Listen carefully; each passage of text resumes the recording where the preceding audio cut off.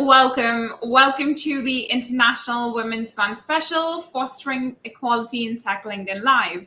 I'm your host, Piyusha, and I'm excited to have you here with us.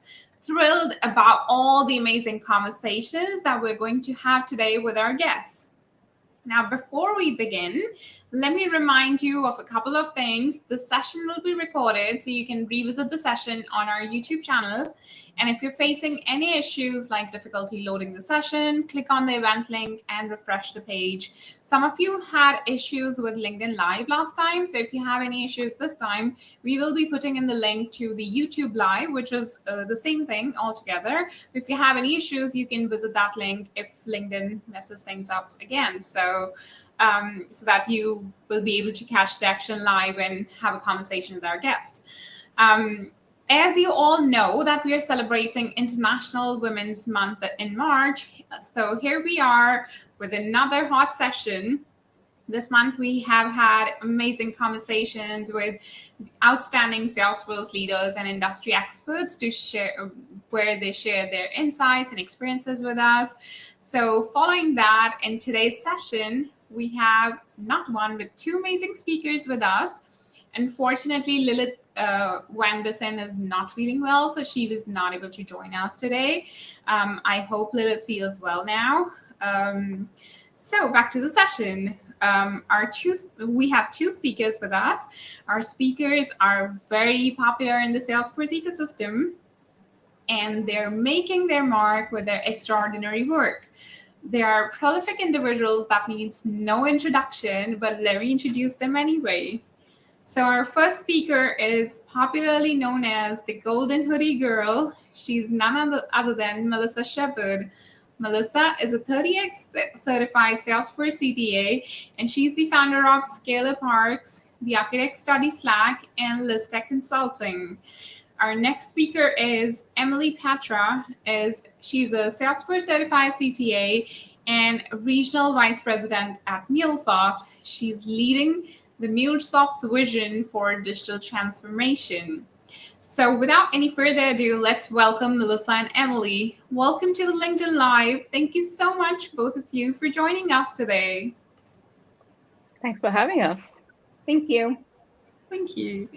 So let's begin the session by asking both of you about your journey so far. So Emily, let's start with you. So my journey so far, I think that it's quite public by now.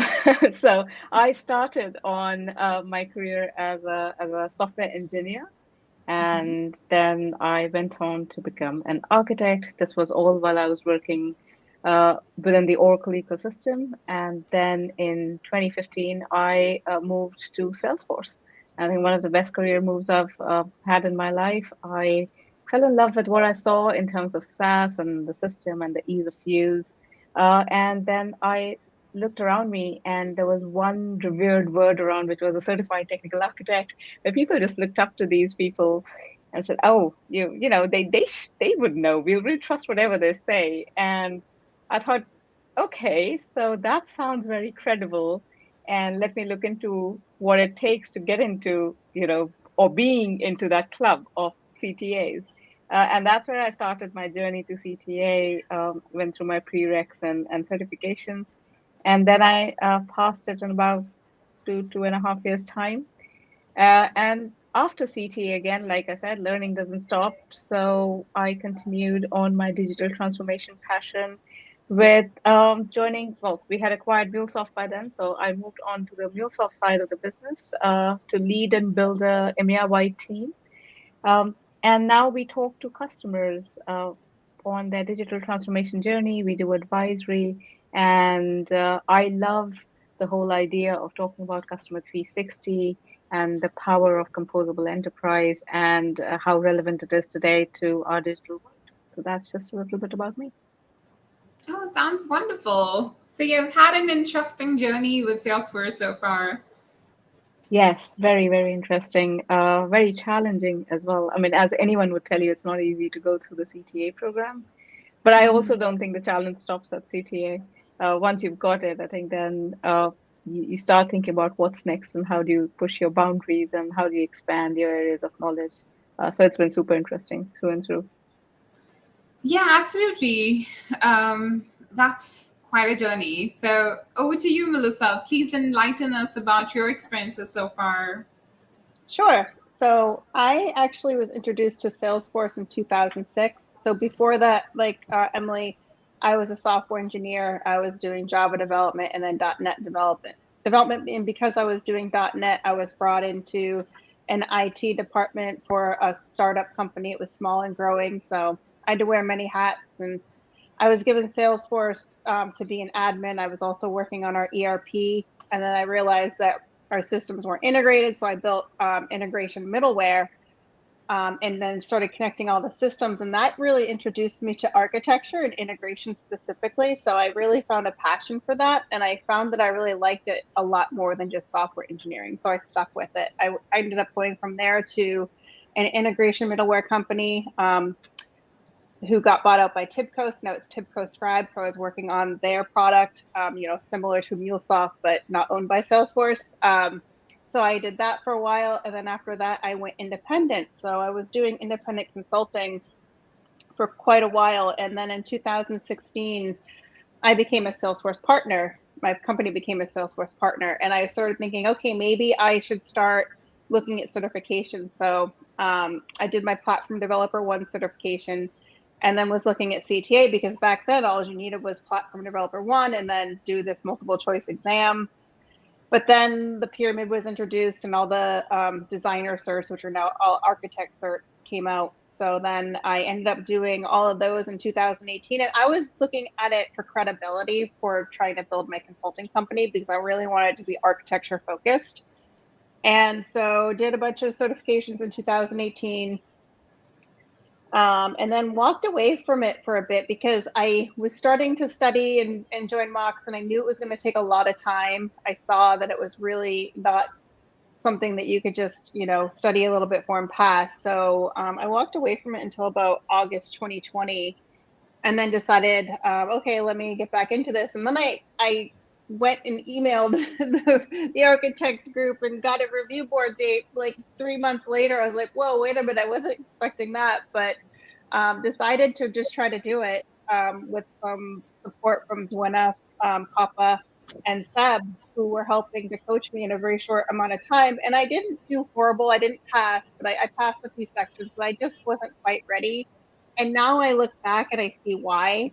There's a level of maturity that you have to develop through the process.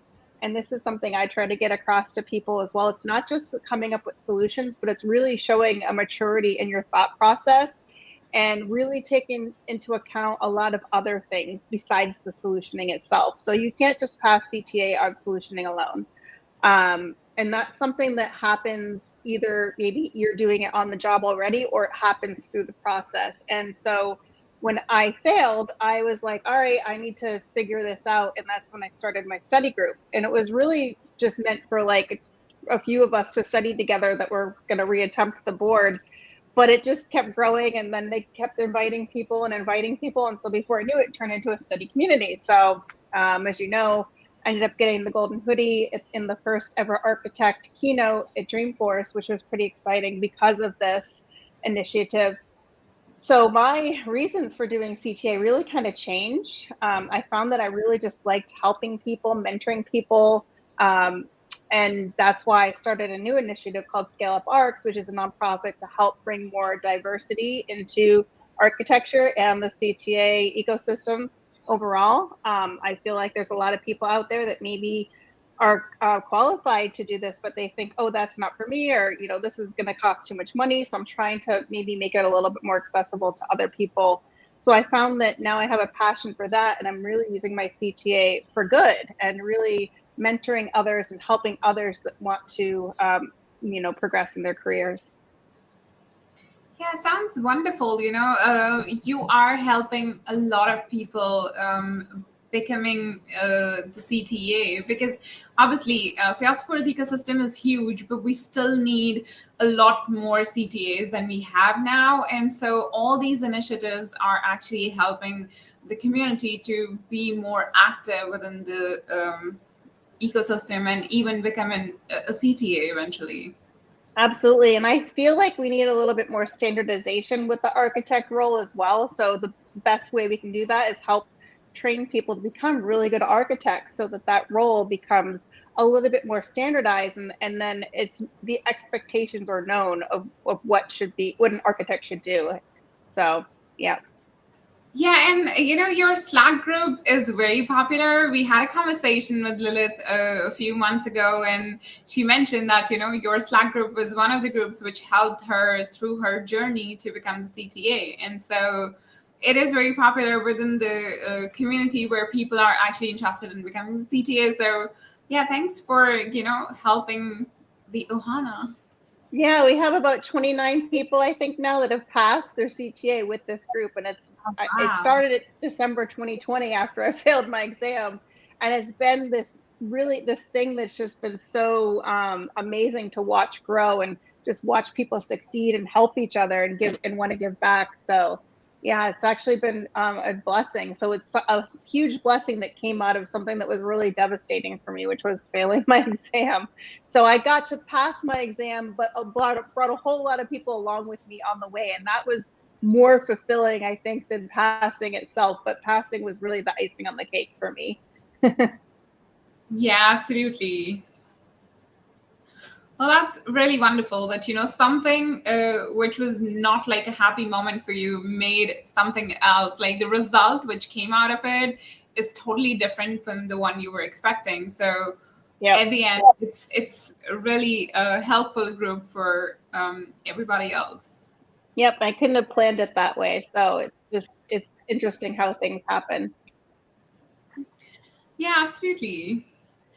All right. So we've just learned about amazing journeys from Emily and Melissa. So moving on, this anybody who's joining us now, we are talking about fostering women's equality in Salesforce with two wonderful CTAs, Emily Petra and Melissa Shepard. So please give our speakers a shout out and share in the comment section where you're joining us from. So this year's theme for International Women's Day is Break the Bias. To address the topic of the hour, which is fostering equality in tech, I would like to ask Melissa, what according to you is the most pressing issue for women in tech and how can we change it? One of the things I see is women don't have the confidence to go for things like CTA, or they don't feel like they are qualified enough to be an architect. And I want to try to break that down and help women understand that yes, you are absolutely more than qualified to be an architect or to go for CTA. And that's what I find a lot is it's more about trying to help build their confidence and help them understand that they do have the skills and they can do this. And I mean, when I work with people, I see some of the best presentations coming from females when they're preparing for their boards. It's just a common theme I'm seeing. So I really want to promote architecture for women. I just think it's an area where we can really succeed and we can do really well with. They just need to raise the confidence and awareness that yes, this is for you too. Yes, absolutely. I really think, lack of confidence is one of the things which women feel that, oh, I can't do this. This is not for me. And a lot of the time, this is the only hurdle we have. Once you overcome that, you can see that, hey, I can do this. It's easy. And in a lot of the reports I've read, so when a woman is applying for a job, she will make sure that she covers like 90% of their job requirements. Whereas if a male is applying for the same role, even if like 30 or 40% requirements are matched, they will apply for the role. So there's a huge difference between the confidence in general and how the society is structured. So we need to change that in order to make it more accessible. Yep, absolutely. I totally agree. Yep. Yeah. So, Emily, what are your point of views on this? How can we create a future with the gender equal world of tech? So I 100% agree with Melissa. Sometimes confidence is really the only barrier.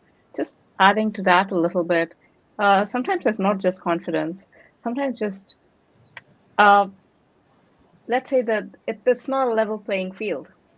If you look at the processes defined in our industry currently, they're all defined by mostly men, and they have been defined for men.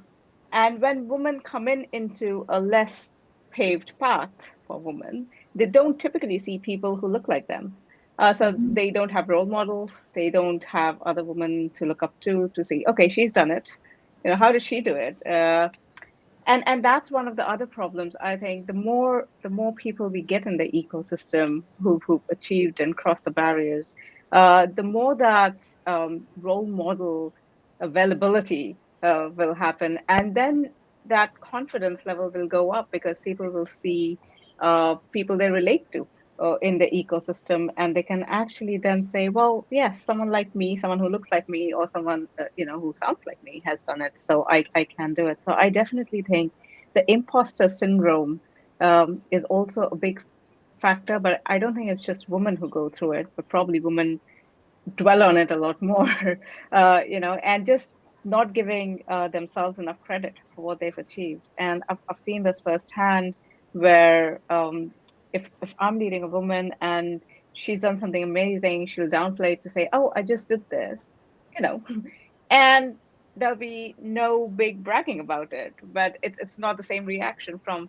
the opposite side of the gender balance. So I do think that there are some natural differences in our approach to things. But I also think if we change the playing field and make it more level and make people who are there, say, who are judging CTAs or who are coaching for CTAs aware of these different styles, uh, then both styles would be acceptable. Whereas right now, I think in most cases, we are going into a man's world. And a lot of women actually feel compelled to be or behave like a man, not be a man, but behave like a man in certain circumstances and adapt to the same styles and attitudes because that's what they see success as.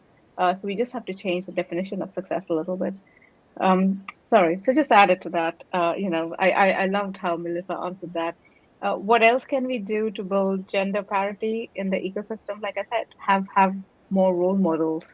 Have more education and enablement uh, around, well, what could be different ways people could look successful. Success is not just one definition. There's just not one path to get to success. Um, and throw away some of those AT self help books. Some of them is relevant, some of them is not. It teaches you how to be a man, and well, this is a world where we should be able to be ourselves and still be successful, maybe in a different way, in having a different style. So talking about it and making people aware that they're not the only one who are thinking that they're not in the right field or they don't have a advantage over their peers, etc., is a great way to encourage people. There are a few more things we can do to build gender parity in the ecosystem, and there's a lot around. Well, obviously catching them young, encourage more young people to come into the ecosystem, and then also changing our processes and influences on them to make sure they stay in the ecosystem. And that, I think, is a key barrier here because we see a lot of actually, the ratios are pretty good when you look at the graduate intake programs. We're almost at like 50-50. I know Salesforce did like a 51% or something like that a few years ago. And I thought that is great. But then what happens after 10 years? Where do the women disappear?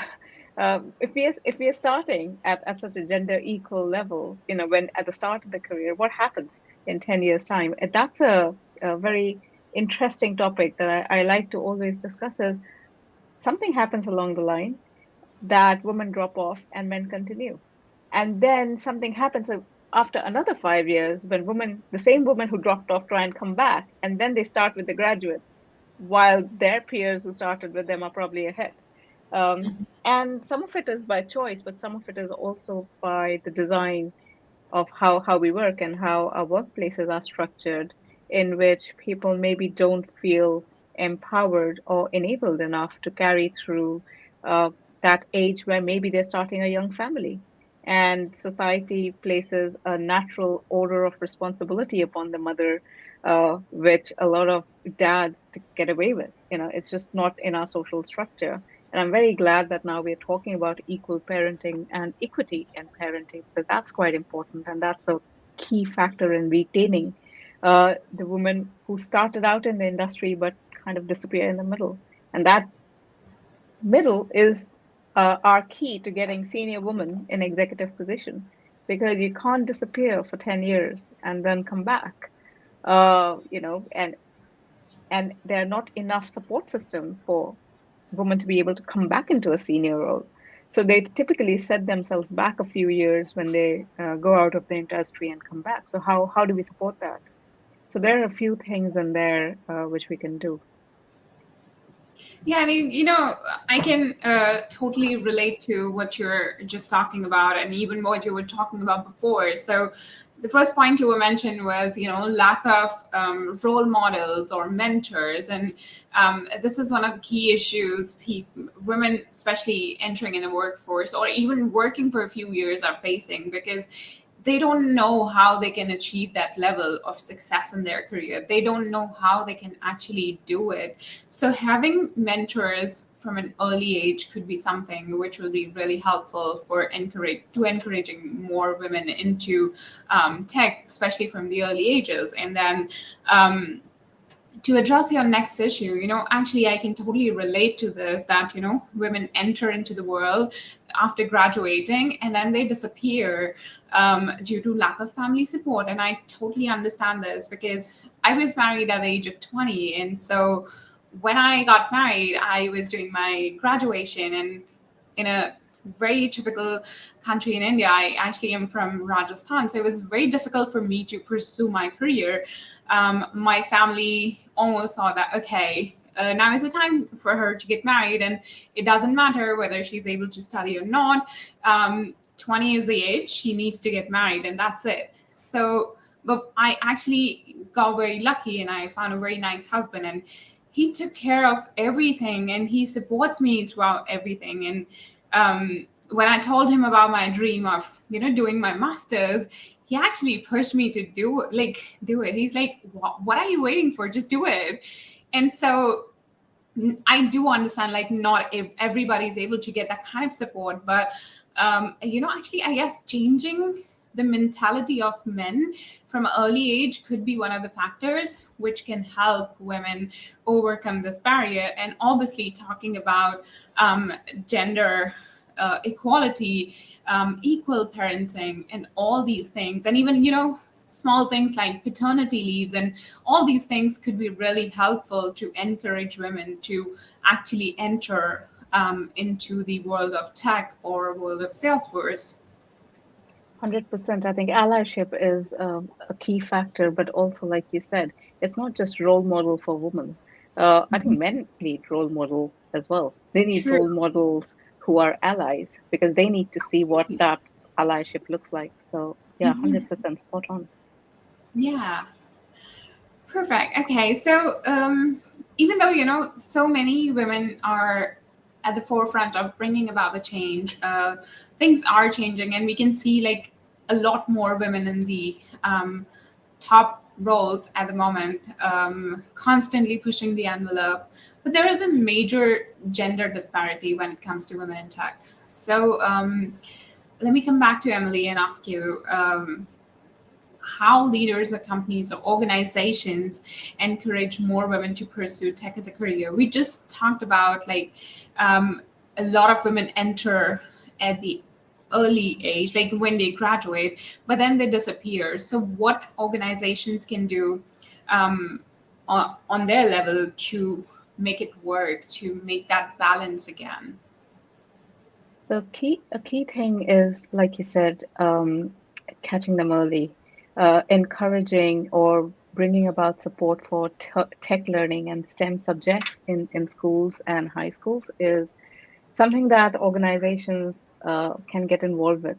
And they can offer things like early internships, a preview into what your career could look like, matching mentorship, which, we already do as a lot of volunteering, organizations, connect us to young people, and then we prepare them for, say, interviews, or prepare them to write CVs, or, just give them a view into, well, what does our career look like? We bring them into Salesforce offices, and Salesforce does have nice offices, and I think it's a huge motivation when you see young people walk in and they are like, oh, I would love to work here. What do I need to do to get in?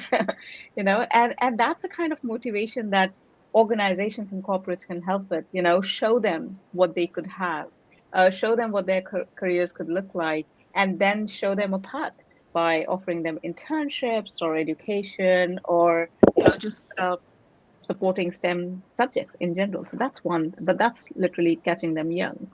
The second thing, which I already touched upon in my last answer, was let's solve the case of the missing middle, like I call it, right? Let's solve that. That's a tough one to crack. And there's so many things we can do to crack that, but we can start with our organizational policies and environment. We can make it more easy for a woman to get pregnant and continue working, or taking a break and coming back into work. We could make someone a new mother or even a new father, feel at home and feel like they can continue doing their jobs and supporting their partners into going back and carrying on with their career, by really creating that inclusive environment and creating a culture which is supportive of new parents. I'm not saying it has to be women, because I don't think flexible working is for women. I think flexible working is for everyone. Because if men don't have flexible working, they can't support their partners, like you were talking about, your partner supporting you, Piyusha. So we need more allies like that. We need equal parenting opportunities. We need corporate policies which actually allows parents to take that leave guilt-free and come back guilt-free and ask for flexible working hours and be themselves, and still know that they have the right tools and the right team to work with, and they can still deliver value to the organization, and they are still valued, because they will go through that new parents phase, but that doesn't last forever. They will finally find their rhythm, and they will find a way to work and add value while being great parents as well. So, but we just need to support them on that journey. And that is a key to cracking that, case of the missing middle, like I say. And then, of course, some career choices are quite peer pressured. And this again comes back to a little bit of role models. But I also feel we could do a lot more by talking to girls who are teenagers and boys who are teenagers, to get away from some of the biases that we see even at school level. Um, you, if you have kids in school, go to a ballet class and look at the gender ratio there, and then go to a football class and look at the gender ratio there. It's a natural split, and I don't necessarily agree with that split. I would love my son to dance, and I love the girls in my son's class who come and kick ass on the football field, right? They're absolutely awesome. And I would like to see more parents encourage their children to do activities not based on a gender preference, but based on, well, what your interests are and what you would really enjoy doing. And I also know at the teenage, there's a lot of peer pressure. So I am acutely aware of one young person, one of my friend's daughters, who was amazing at science and maths. She loved it. She wanted to be build a career in aeronautics, but she was hesitating in picking that when she was going into her university as her key subject, because none of her friends were going to be with her. And that's a difficult choice for someone at 16 to make, to choose to stand out and be the odd one out and not fit in with your peer is difficult, and you don't have that kind of maturity. But I think we as parents, as aunts and uncles, as friends, we could do a lot to support that. We could build that. We could even do that by educating our own sons. By saying, well, if you have a girl in class, respect. She's not the odd one out. She is a kick-ass, right? Respect her. So it's just things like that, just change in mentality, do little things around you, and I'm sure all of that will add up for a much bigger impact. Yeah, absolutely. And I really liked your idea that, companies like Salesforce, they can bring in more young females or even males, like, to their offices, and just show them like what kind of career or what kind of life they can have. So this is like a really fantastic idea. And I think if Salesforce decide to do this, we can see a potential change because, We do just it. showing them a glimpse of, oh, wow, okay. We already do it. Yeah, we do a lot Oh, of these tours, and and Salesforce is actually supporting a lot of young people make career choices into STEM as well. oh, that's fantastic. Melissa, we just talked to Emily about what organizations can do. What do you think smaller businesses can do to balance the gender disparity? Smaller businesses can incorporate some sort of diversity and inclusion within their organization. So make a commitment to hire, a certain amount of females for certain types of jobs, and just also work with programs that promote females in tech. Like, we have Broad Women Code, and my program's really going to promote females getting into architecture and CTA, things like that. They can support these programs and hire from them. So I got involved in the diversity inclusion world a bit in the past few years through my company, and it brought a lot of awareness to these other companies that are really bringing in an initiative to bring more females and diversity in general into the tech world. So that's something I also am kind of passionate about, and I believe that smaller companies can just incorporate some sort of D&I program. Mm-hmm. Yeah, absolutely. Yeah, these are some fantastic suggestions. And, organizations like Rad Women and even ScaleUp, they're doing fantastic to support females in having a career in tech. So while I was actually doing the research with my team for CTAs on LinkedIn, we found that there are very few female CTAs compared to male CTAs in the world, or at least on LinkedIn, if not in the world, because we found about like 200 or 220 CTAs in total, but only 15 or something female CTAs. So there was like a massive difference on LinkedIn. So why do you think there's a huge difference in the male to female CTO ratio, and how can we do to make it equal? Yeah, so it goes back to the confidence thing. I think a lot of females don't have the confidence to even think that it's something they can do. And also another thing that Emily brought up is the household. So maybe it's a long path. It can take a year, 2 years. And when you have children to take care of, sometimes if you don't have a supportive partner, then you don't have the time to study. I know some females that got that time, and I really supported them and helped them. And we had one just pass in December, and I was just so happy for her. And I was like, you just need to get this done, so you can go back to your family. But her husband was so supportive of her through the process. So that's one of the things, is the household. And then the confidence, and then just the awareness. Because we don't have a lot of role models. That's another thing that Emily mentioned. We don't have a lot of female CTAs as role models. So we just need to get out there and help mentor and create programs and create groups where, Ladies Be Architects kind of started this back in 2018 with the initiative to get more females into architecture. That's something I became a part of. That's how I was introduced to it. And I just, I created my own things out of it. I want to see more people that have been part of my groups go and create their own initiatives to get more females into CTA and just watch it grow. And I feel like that's, like a grassroots type of thing like that, where everyone's just kind of taking initiative and trying to help promote more females. That's how we can maybe break that barrier a little bit more. But yeah, there's not enough female CTAs. I say that all the time, but they're some of the best CTAs and candidates I see. So. Yes, I definitely agree with you on this. A lot of females are now feeling encouraged with communities like Ladies Be Architect. Gemma Blizzard is obviously doing a wonderful thing with the Ladies Be Architect group. And I can see so many people now contributing to the group and trying to be a part of it. And Yeah, definitely groups like this is going to help us. What do you think, Emily? Is there anything else apart from creating such groups to encourage women in Salesforce to be a CTA? Because there are a lot of women in Salesforce. We can see them actively participating in all these different community groups, but very few CTAs. So, is there something else which we can do apart from these smaller community groups? Yeah, I think we need groups with male CTAs coaching and helping other women to get through the exams. We need allies in these groups, and these shouldn't be women only run groups. Because if you if you look at it, you said there are only 15 CTAs worldwide, and that is about the right numbers, right? Number of women CTAs, and there are 300 of them of male CTAs in comparison.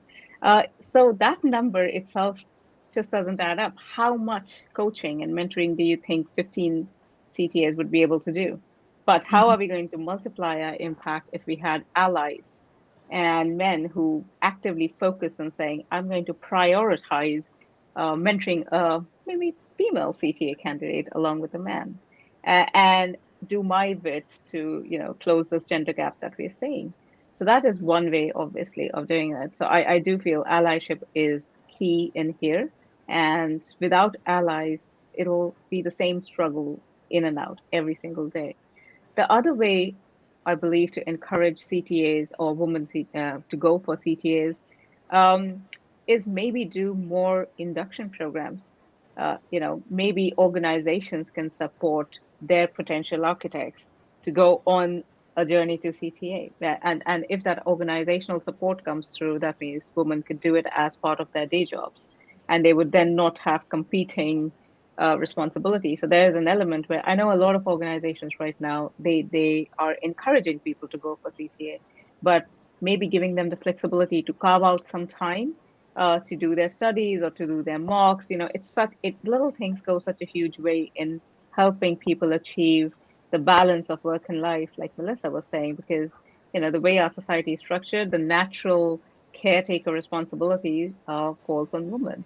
And even though there are households which are very equal, and where both partners take responsibility, um, sometimes the society doesn't let you feel equal. And I'll tell you a story. This is my personal story. So my son goes to school, and I would call our household pretty equal. Like, I do most of the traveling, and I have crazy schedules, and my husband is uh, well, he's good with his son, so we are equal parents, right? Um, but if there's a problem at school, the first call that will come is to me, not to him. If there's a play date being organized, it has to be me. He's not included in the mom social circle groups. And I'll tell you what, he feels excluded because I don't have the time. Usually, when I get the call, there have been times where I've been in New York and I've had to pick a call and then call him back in the UK to say, you have to go pick him from school because something's happened. So he, as a parent, now feels excluded because he's like, but why isn't there a dad's group doing play date? Or why wouldn't the moms just talk to me and do a play date? So it's just getting rid of those kind of natural biases that we have, creates that space for women to do the prep and go through the rigor. I know when it takes a lot of preparation, like Melissa said, it's not easy to go through that review exam. And I know I went through it, and I went through it in a very short time. And that was brutal. And it was brutal because I had sometimes had to shut myself off for the weekend in a room doing mock exams, especially, just before the review boards. You really need that rigor to pass it. And you can't do it without, not having equal responsibilities at home. So that's quite key. So allyship, again, this is a form of allyship. It's just outside the corporate world. And just a change in mindset on how women approach the exam, and also organizations, again, giving them space and opportunity to create that environment where they can thrive and they can still carry on the certification. Yes, absolutely. Allyship is something which we need to focus on because, as you mentioned, there's a massive difference between the number of CTAs, female CTAs and male CTAs. So obviously, 15 women are not able to, mentor everyone or support everyone. So we need allies to, actually support females. And then another thing which you touched upon is really amazing. When we had the conversation with Lilith as well, she mentioned that, it took her almost over a year. She was almost cut off from her family, from everybody else, and she was just focused on studying for the CTA exam. So it takes a long time to, study for the CTA exam and actually pass it. But one of the things which few people especially face is CT exams are pretty expensive, and not every woman feels comfortable spending that kind of money on just getting the certifications. When it comes to men, they feel, okay, yeah, I can do this. I can spend that kind of money and I'll be able to get more salary. But with females, they'll be like, oh, it is going to take a long time. It's going to consume a lot of money, effort. I'm not sure like how I can approach the situation. So CT is a difficult exam. Are there any initiatives from Salesforce to make it easy to pay for the CTA fees? Because $6,000 is a lot of money. And are there any specific initiatives for females or people who are not able to work on their financial situations? Because a lot of organizations, they do help their employees, but some doesn't have programs around it. So people from those organizations, what can they do to overcome this hurdle? So that's a difficult question because I can't speak on behalf of Salesforce and what they're doing in terms of financial support for people. So, and I am not aware of what's out there. So actually, I can't answer that question. What I do know is for Salesforce employees, of course, Salesforce invests in their CTA and their CTA journey, and that's one of the advantages of working for the organization is. Of course, Salesforce has invested, and it doesn't matter whether you're a male or a woman, as long as you're ready to undertake the journey. Salesforce has lots of support in place for you to do it. I also felt that I felt lucky being in Salesforce, and the reason I say I felt lucky was because I know a lot of women reach out to me on, say, LinkedIn, and they say, we don't know anyone who's a woman CTA. We'd just love a coffee chat with you and go through your experience because we just want someone to relate to. And we don't even, I mean, forget about a woman CTA. We don't even know a CTA who we can reach out to. So, but in Salesforce, the good thing was I looked around me and I saw a lot of CTAs, and I had the privilege. At that point, we used to be in office, pre-pandemic. I had the privilege to bump into them over coffee chats and talk to them by water coolers and have a chat informally on a company event. And I think that is invaluable when you're going through the journey and just tapping into others' experiences and not having to go and dig out people to talk to, but just naturally having access to those kind of resources is in a way I do consider that I had the privilege of that. So I'm very grateful for that. And I know that Salesforce in the architect community, there's a lot of support. But like I said, there's a lot of buzz around doing the CTA as well. So when you get in, like when I came into Salesforce ecosystem, I knew nothing about the CTA or for that matter, Salesforce. And I just looking around me within 3-4 months, I think I had made a decision I'm going to go for CTA. So it was that quick, and I was like, yeah, okay, I'll just go for it and see what happens. And then, of course, it took me another year and a half to get to the review boards. But regardless, I don't think I would have made the decision without meeting the people or without having those chats with them. So that's a good way that Salesforce actually promotes or invests in its people. Yeah, Salesforce is a wonderful organization and they actually care for their people. But something which you actually mentioned was somebody reaching out to you on LinkedIn for just a coffee chat or something. This is really wonderful. In this regards, LinkedIn is actually helping people connect. And now, like, anybody can connect with anyone. They can just search for related people. Like I mentioned before, like I was just searching for CTAs for this event specifically, and I was like, oh my god, there are so many male CTAs. But like, in case I want to connect with anybody, I can just go there and say, hey, I was thinking about doing this. And the thing which I found like really interesting is that almost everybody in the Salesforce community is ready to help. It doesn't matter like where they're working or with which organization or what level they are at. Everybody is so excited to help other people in the community. Every time you reach out to somebody for with any question, they'll be like super helpful. And this is something which I really love about Salesforce and the community around it. So it's not just people working in Salesforce, it's people within the ecosystem. Like everybody's so connected. You truly feel a sense of community within Salesforce. Yeah, that I 100% agree too. When I came and first experienced this ecosystem and the community, I was really impressed with how strong the community was and how people connected with each other and strangers helped each other out.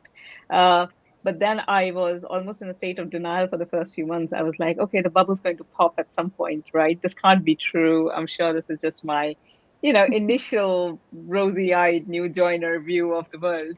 But honestly, I've been with Salesforce since 2015 now and coming up to 7 years.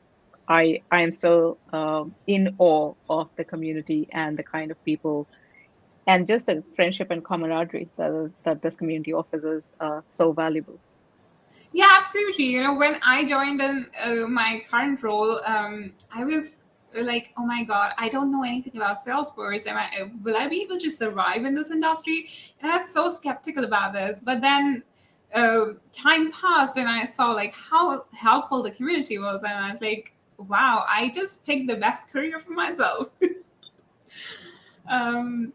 Yeah, okay. So moving on, both of you have extremely successful careers. But I would like to ask if gender ever came in the way of your career, and how did you handle it? So let's. I want to go back to what you were asking Emily about the support for CTA. So something that that ScaleUp Arcs is going to do is fundraising, and to hopefully have grants and scholarships to help people pay for their CTA journey. Because I was self-funded, I paid for the exam, I paid for a retake, and I paid for coaching, and that's not something everyone has. So just wanted to let you know that that's something we're trying to do. We're trying to bridge that gap and looking at all the different avenues possible in the future to collaborate with other corporations to try to make that happen. Oh, that's wonderful. So for anybody who's listening us or for people who will listen to the podcast later, ScaleUp Arcs is something, if you're looking for a sponsorship or anything with your CTA course, please connect with Melissa or anybody within the ScaleUp Arc system, and they might be able to help you. So the website's under development. We're going to have an application process. That's all going to be coming out soon. So just stay tuned. There's more coming. It's being built right now behind the scenes. But yeah, it's pretty exciting. That is very exciting, Melissa. Yeah. That is amazing. All right. So moving on to this question. What have you ever faced that, being a female was a hurdle in your career? Who do you want to answer first? Melissa, maybe you can go first. Sure. I honestly haven't. I was encouraged to go into computer science when I was very young because math was a skill of mine. I went to college. I wasn't really sure what I wanted to do. Sat with an advisor. I said, well, I know I'm good at math. I've been told I should go to school for math, but I don't want to be a teacher. So they thought, oh, well, computer science, that would be good. So I went into computer science and got out. And I mean, yeah, there were all I was one of two females in my computer science program in college. It was a small school, state school, but the program wasn't that big. Got out, and once again, as a software engineer, was still one of very few females as a software engineer. But I've never experienced barriers. But what I have experienced is pay difference. I once found out that I got hired to a job and then I helped someone else get hired to the job and they were getting paid more than me. And I had more experience, more credentials. I had a degree, they didn't. And it was a male. And I was like, wow, that was like the first time my eyes opened to the pay difference between male and female. So I haven't experienced the discrimination for getting the jobs, but definitely for pay scale, I've experienced that. And that's something that I would like to see even out more. I think it is, I know that there are companies really making an initiative for that, but I still think there's an issue there. Yeah, no, I totally agree with you on this. This is a really key issue, and a lot of people are talking about it now, which is a good thing, because earlier people were discouraged to actually talk about their pay scales. And now that people are more open to it, we can actually see that there's a massive difference. And unless we talk about it, we're not going to be able to, balance that. Yeah. What are your experiences in this regard, Emily? I thought my gender came in the way in a lot of situations, especially in the corporate world, and especially while trying to get into leadership roles or roles as leaders. And I felt I got discounted a lot. I felt I had to prove myself way more than my male counterparts to gain just the credibility that they would get just by looking a certain way. And I'd actually have to showcase a whole file system of certificates to get the same level of credibility just for not being the same gender or age or hair color or whatever it looks like. And also, the barriers are subtle, but it definitely exists all the time. There are biases out there. People assume you won't be willing to travel because you have a family. People assume you will not be open to certain kinds of roles because, oh, hey, it's relentless, that role. How will you cope with the pressure? And they assume a lot of things about you because you're a woman, which is why I feel so strongly about breaking biases and standing up for yourself. Every woman I've mentored so far, which I think is a good number, in my career, is that just, speak for yourself. Don't let others assume. And also don't let others' assumptions cloud your own judgment. That's what a lot of women do as well. They because there's so many assumptions about them, sometimes they treat those assumptions as truth. And they kind of forget where they're coming from or what their stance is, and then they just go with, oh yeah, that's a heavy job. It's the same like CTA. Oh yeah, CTA is tough, but if it was that tough, how did 300 males pass it? And what's stopping you from going for that CTA? So I just think it's yeah.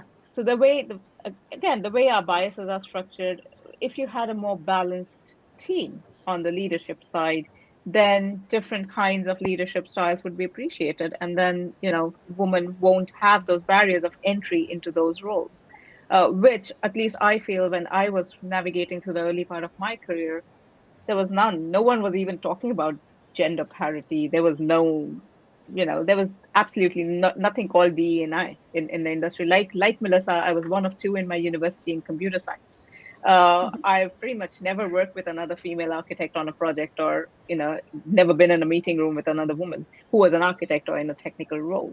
So it didn't exist, and neither was anyone talking about it. Neither was there a concept of allyship. So it's been difficult. I would say I've had to get over my gender at every step of the way to make every single move in my career that I have. I've had to fight biases. I've had to defy norms, and I've had to just go and stand up for myself, which is not easy. And I've just learned to do it over years. I still don't think I do it enough. And the gender pay thing, absolutely true. Every single time I know I've been underpaid.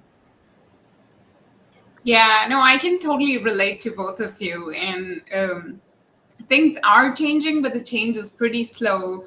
As you two mentioned that in your computer science class, you were like two people only. And I graduated way later than you guys. And so I had like about 10 females and about 72 males in my class. So there was a massive difference still, but there is some change happening. So now we can see like comparatively more female participating on the tech side.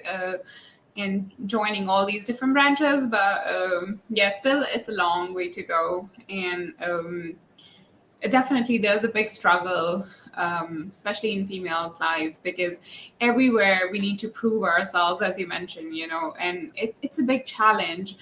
Constantly, we are struggling with ourselves that, oh, should I do it or not? And then you have to prove it to other people.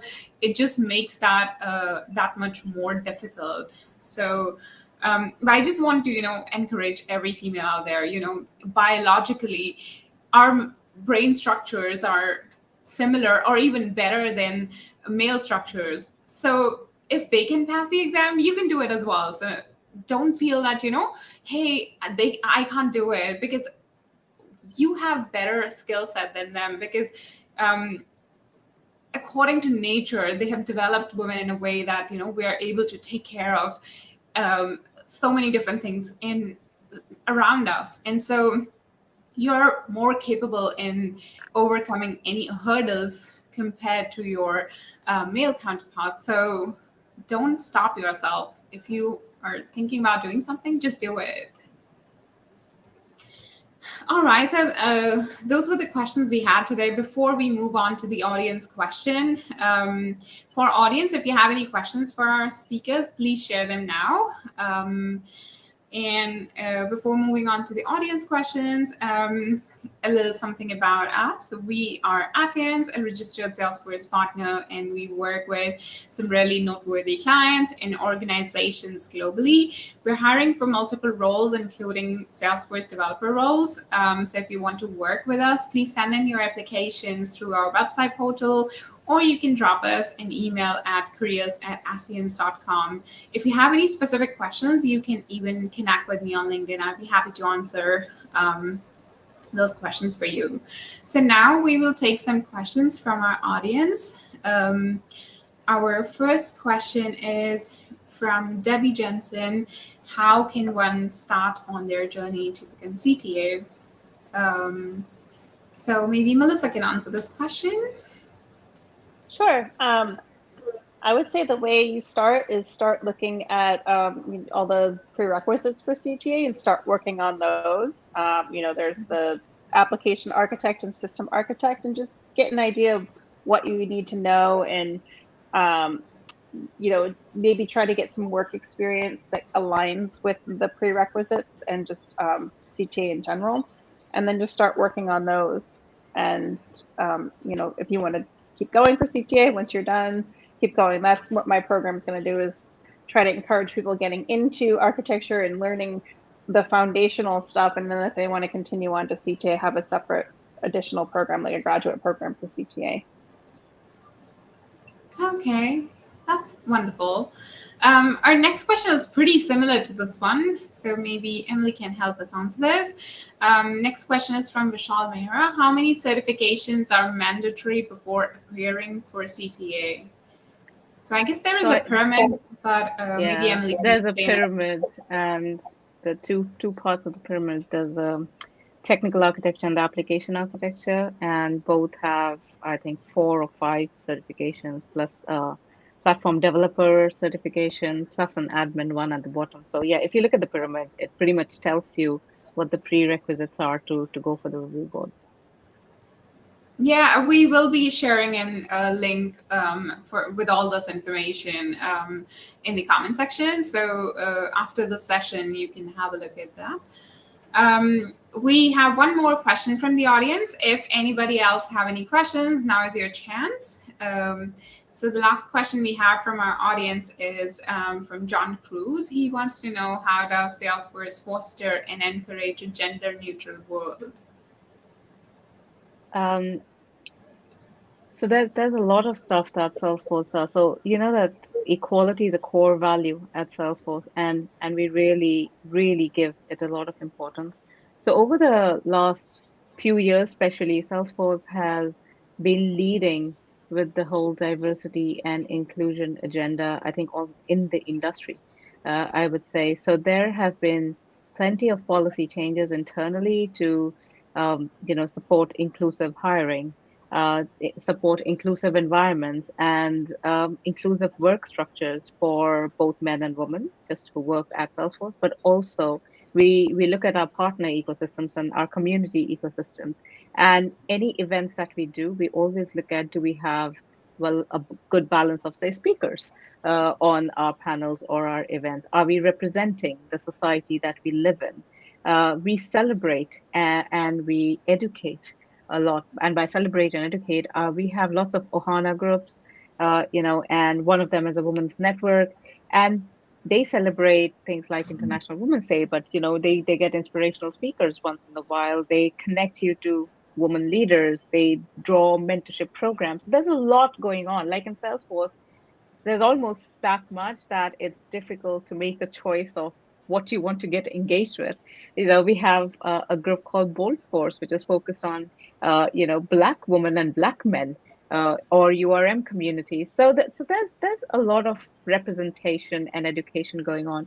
But one key thing, which is very close to my heart, is how Salesforce has realized that to create an equitable environment for both genders to thrive in, you have to create a knowledgeable, empathetic management structure. And empathy is not a word you would use with management or leadership just a few years ago. But in today's world, I think empathy is the key skill that you would use, with and almost use it as a synonym of leadership, because you can't be a leader if you can't empathize with your customers, with your team members, with your peers. You can't really create that and foster that environment of inclusivity if you cannot relate to another human being.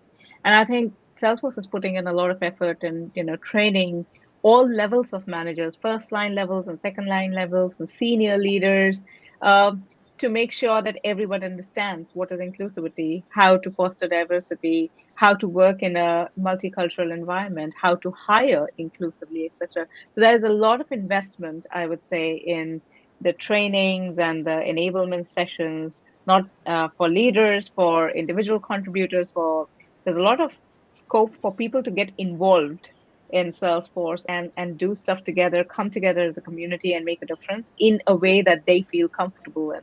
And I think that is what is important, just to keep uh, that that communication open and to keep the topic live. It's not something that you talk about one day and then you forget. You have to live the value every single day. And if every one of us does that, I think we'll be living in a very different world. Yeah, no, actually, I totally agree with you. Salesforce has so many initiatives to actually foster gender equality, gender neutral world, or I'll say. Even the Salesforce characters represent what Salesforce stands for. So you can see, like, there are bisexual characters, sorry, gender neutral characters, and then there are male characters and female characters. So there's a diversity even among the characters, which actually shows that, how careful Salesforce is to bring up this topic of, a gender equal world everywhere. Well, that's fantastic. We actually learned a lot from both of you. Thank you so much for sharing such wonderful insights and experiences. It was truly a fruitful and eye-opening conversation. So this was the last question, and that's it for today. Thank you so much for taking our time from your busy schedules and talking to us. We're very grateful to have both of you on our panel discussion. It was truly an engaging and enriching experience.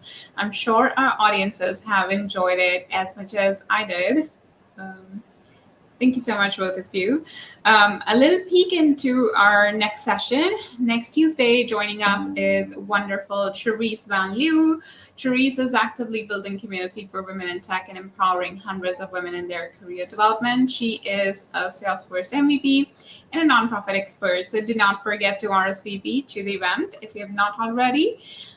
Also, to know more about our upcoming events, follow us on all of our social media platforms. Don't forget to like, share, and subscribe our YouTube channel. Please follow Emily and Melissa on their journey on LinkedIn and Twitter. And we look forward to seeing you next Tuesday March 29 for our next live. Thank you so much, Emily and Melissa, for joining us today. It was really a pleasure talking to you both. Thank you very much for having us. Thank you. Yep, thank you for having us. Thank you so much. So until next Tuesday, stay tuned and have an exciting week ahead. Bye-bye, everyone. Bye.